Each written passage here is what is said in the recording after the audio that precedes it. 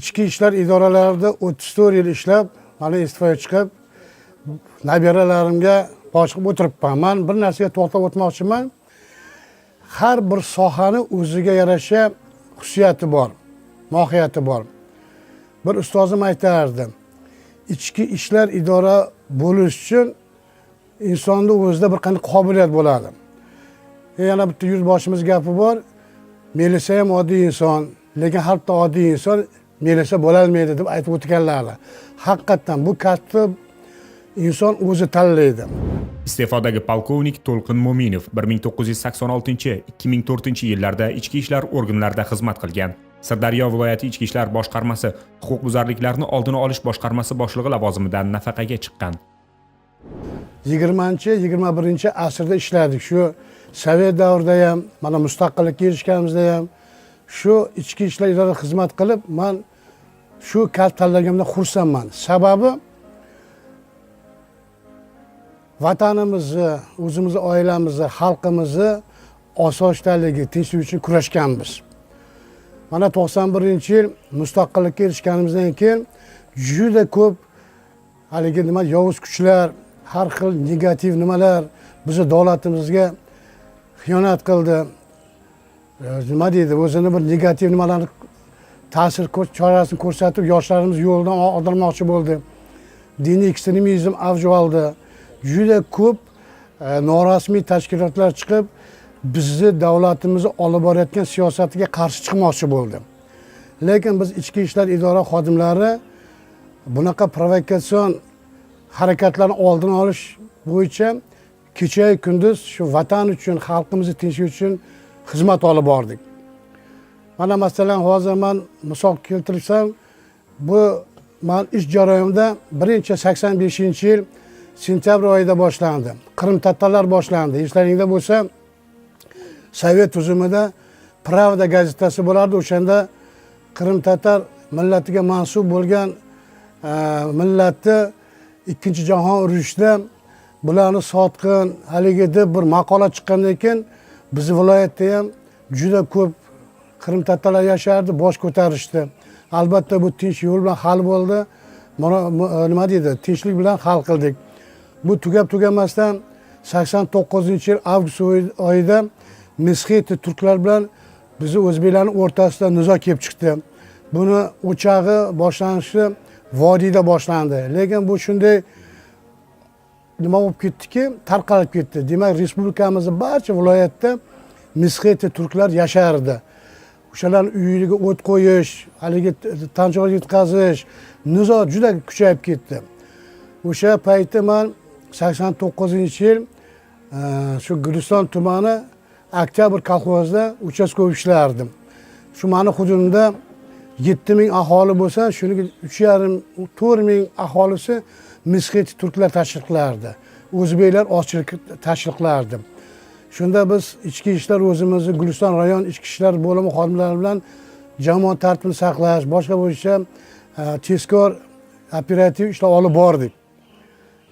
Olingan ma'lumotlarga qaraganda biz birinchi janjalni shu Oktyabr kolxozida chiqishi mumkin degan ehtimol bor edi. Lekin afsuski o'sha janjal hozir Ulug'bek Jamolxo'jayev deydi, u paytda Lenin kolxozi edi. O'sha yerda boshlandi. Kechasi soat 12 tunda to'ydan keyin boshlandi. Buni Guliston rayonida shaxs tarkibi bo'lsa o'sha paytda bir 30 nafar xodimdan iboratdi. Soat 12 dan keyin tezkor xabar kelgandan keyin navbatchilik qismidan shu xizmatda bo'lgan bo'lsa bir 10 yo 15 ta xodim o'sha Lenin kolxoziga borib shu bartaraf qilmoqchi bo'ldi shu tartibsizlikni. O'sha paytda nachalnik milisiyamiz Ermijon aka Asqarov edi, tuman prokurori Sobor Vahobovich edi. To'ydan keyin olomon bir 100-200 kishi shu turklar mahallasiga bostirib kela boshladi. Biz yo'lda to'sib, xodimlar hammamiz qurollangandik, lekin shuni bartaraf etish chorasini ko'rayotgandik, kuchimiz yetmadi. Bizni to'sgan nima deydi, sepchkani buzib olomon kirib ketdi. Bu yerda qo'l jangi boshlansa ham mubolag'a bo'lmaydi. Tan jarohati ham oldik, boshqa bo'ldik. Shu orada Guliston shahar ichki ishlar bo'limi bizga yordamga yetib keldi. Men bu yerda bitta narsaga urg'u bermoqchiman. Shu bizni ichki ishlar idoralarining buyrug'i, nizomiga asosan fuqaroning sog'lig'i, hayotiga tajovuz bo'lsa yoki ichki ishlar idora xodimlarining hayoti sog'lig'iga tajovuz bo'lsa, qurol ishlashga haqqimiz bor edi. Lekin ichki ishlar bo'lim boshlig'i Ermijon aka Asqarov bizlar shunday baqir-chaqirda aytardi. Yigitlar, bular ham bizning farzandimiz. Bu yoshlarni yo'ldan urgan, noto'g'ri yo'l kirgan. Sizlar hech qachon qurol ishlatmanglar. Buni faqat biz yaxshi gap bilan qaytaramiz deb qurol ishlashiga yo'l qo'ymadilar.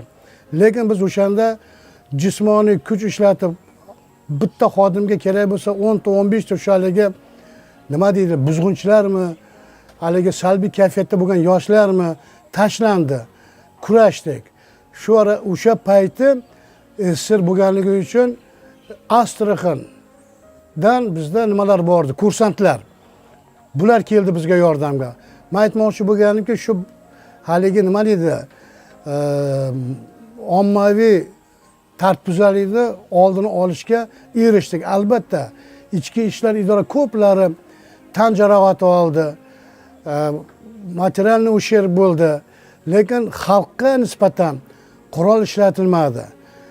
Men bu nimaga aytmoqchiman? Shunaqa qiyin vaziyatlarda bizni ichki ishlar idora xodimlari jonini kerak bo'lsa, sog'lig'ini shu nima deydi, xizmat uchun qo'yib, xalqimizning tinchligini, ososini himoya qilishga baxshida etdi. Hozir ham albatta hozirgi ishlayotgan xodimlarimiz, men bilaman, hammasi vatanparvar, vatani uchun, xalqi uchun xizmat qilayotgan xodimlar xizmat ko'rsatyapti. Lekin mana hozir mana mustaqillikka erishganimizga 30 yil bo'lgan bo'lsa, demokratiya deymiz, erkinlik berildi. Har bitta soha ochiq oydin ko'rsatilyapti, yutug'i ham, kamchiligi ham. Lekin hozirgi yoshlarimiz nima qilyapti? Bir arzimagan narsalarni telefonga yozib olib, o'sha bo'lgan muhitga to'liq baho bermasdan ichki ishlar idoralari nomiga salbiy fikr bildirib, bir nojo'ya harakatlar qilib hali qilyapti. Bu albatta noto'g'ri deb o'ylayman men. Buni oldini olish uchun biz albatta hozir mana shu faxriylarimiz xalq, maktab, o'quv yurtlarida, mahallalarda mana 3 avlodigan uchrashuvimiz bo'lib o'tyapti, o'tkazib boryapmiz. Chunki biz demokratik davlatda yashayapmiz. Har bitta fuqaro ham o'zini huquqini, burchini, majburiyatini bilishi kerak.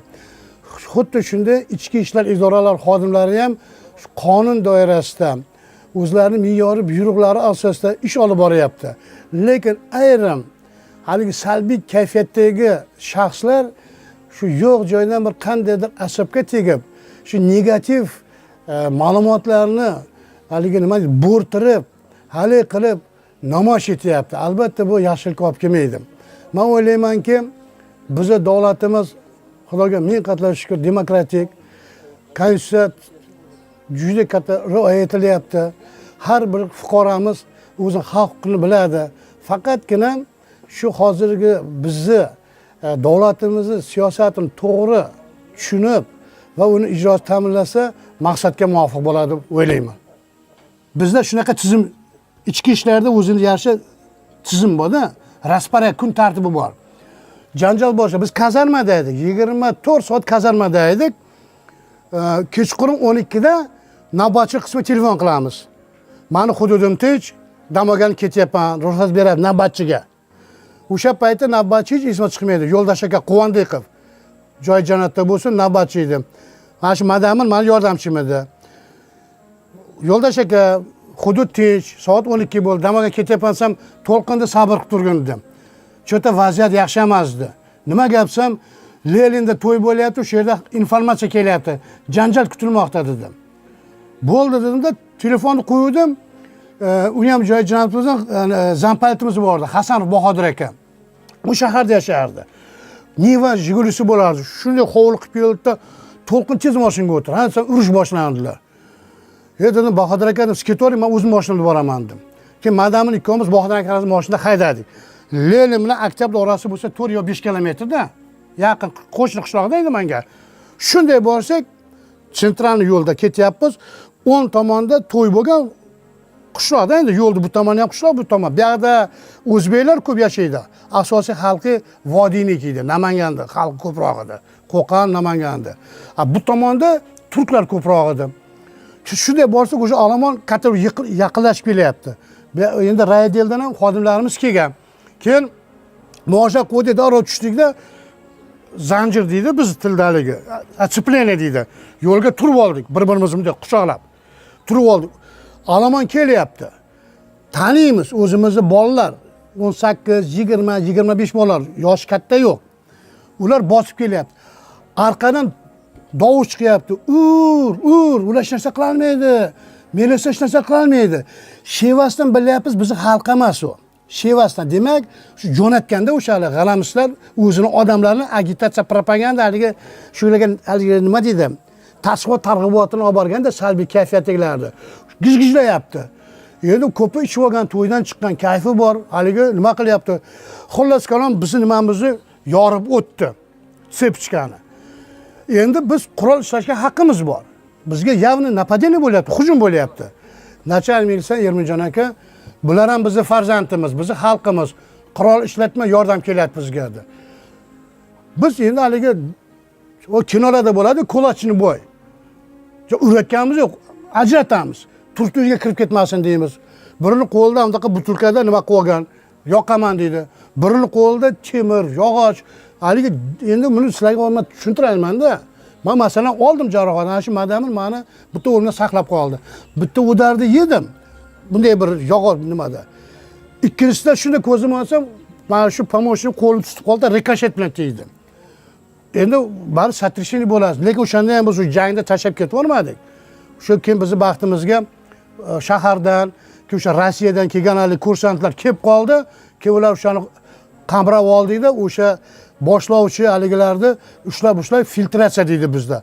O'shani keyin bir hafta 10 kun polni prokuratura nima deydi, savol javob qilib, aniqlik kiritib, shu haligi aybdorlar jazosini oldi. Aybsizlar, adashib qolganlardan profilaktik suhbat qilib, uchetga olib qo'yib yuborildi. Mana shunday qilib bizni haligi bir voyenniy poligon bo'lib qoldi Lenin kolxozi. Uni ko'rgan odam qo'rqib ketadi. Bir yoqda transportyor, bir yoqda tank, bir yoqda vertolyot, askarlarimiz yuribdi. Bu vahima bu. Shuning uchun aytamiz, tinchlik bo'lsin, tinchlik bo'lsin. Agar yurtimizda, mahallamizda tinchlik bo'lsa, mana bu to'y, tomosha, haligilar yarashadi. Agar mana bunaqa tartibsizlik bunaqa bo'lsa, ko'ziga hech narsa ko'rinmaydi. Biz ko'rdik o'shada ko'p haligilarimizni, shu fuqarolarimiz shokka tushib qoldi, qo'rqib qoldi. Bolasini o'ylaydi, chaqasini o'ylaydi, ota-onasini o'ylaydi. Bu yomon-da bu. Shuning uchun ota bobomiz aytganda, o't bolasi, suv bolasi, tuhmat bolasidan Xudo asrasin deb. Bir tomon yonsa, ikkinchi tomonga o'tib ketadi. Bu har tomonlama zarar, sog'liqqa ham, boshqaga ham. Va shunaqa janjallar bo'ldi. Biz oila uxlaganimiz yo'q. Bu masalan may oyida boshlangan bo'lsa, may, iyun, iyul, avgust, sentyabrgacha biz o'sha yerda faqat uxlamay shu nima jamoat taraf saqlab yurdikdan. Profilaktik ish olib bordik, boshqa qildik, filtratsiya, shu to'ri. U 89 tugadi, 91 xabarlar Toshkentda boshlandi. Terakt xabarlaring bor. 3 ta 4 ta joy portladi.